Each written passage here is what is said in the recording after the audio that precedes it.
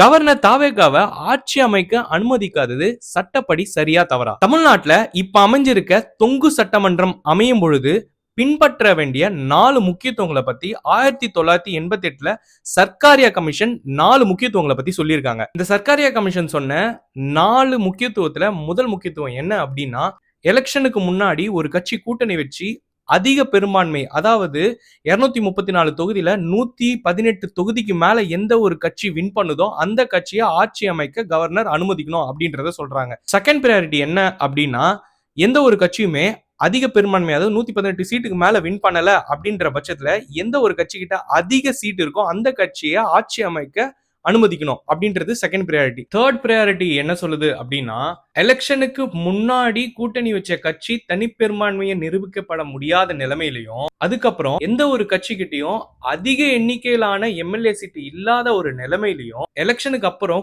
கூட்டணி வச்சு ஒருவேளை அவங்க கிட்ட அதிகப்படியான எம்எல்ஏஸ் இருக்கிறாங்க அப்படின்னா அந்த கூட்டணிக்கு ஆட்சி அமைக்க அனுமதி கொடுக்கணும் அப்படின்றதையும் தேர்ட் பிரையாரிட்டில சொல்லியிருக்காங்க. ஃபோர்த் பிரையாரிட்டில என்ன சொல்லியிருக்காங்க அப்படின்னா, எந்த ஒரு கட்சியோ இல்ல எந்த ஒரு குழுமமோ சேர்ந்து தனி பெரும்பான்மையை நிரூபிக்க முடியும், அதாவது 118 சீட் அவங்களால நிரூபிக்கப்பட முடியும் அப்படின்ற நிலைமை இருக்கும் பொழுது அவங்களையும் கூப்பிட்டு ஆட்சி அமைக்க அனுமதிக்கணும் அப்படின்றதைய ஃபோர்த் பிரையாரிட்டில சொல்லியிருக்காங்க. இந்த எல்லா பிரையாரிட்டியும் ஆட்சி அமைக்க அனுமதிக்கணும், அவங்களுக்கு ஒரு வாய்ப்பு தரணும் அப்படின்றது தான் வலியுறுத்துது. அதே மாதிரி எஸ்ஆர் பொம்மை வர்சஸ் யூனியன் ஆஃப் இந்தியா அப்படின்ற ஒரு கேஸ்ல என்ன சொல்றாங்கன்னா, பெரும்பான்மையை நிரூபிக்கக்கூடிய இடம் சட்டசபை மட்டும்தான். கவர்னர் கிட்ட பெரும்பான்மையை நிரூபிக்கணும் அப்படின்ற எந்த விதமான அவசியம் இல்ல அப்படின்னு சொல்றாங்க. அப்படின்னா என்னன்னா, 118 சீட் எடுத்தா மட்டும்தான் ஆட்சி அமைக்க முடியும் அப்படின்ற ஒரு கண்டிஷனை கவர்னர் கிட்ட ப்ரூவ் பண்ண வேண்டிய அவசியம் இல்ல அப்படின்னு சொல்லிட்டு எஸ்ஆர் பொம்மை கேஸ்ல முன்னிறுத்துறாங்க.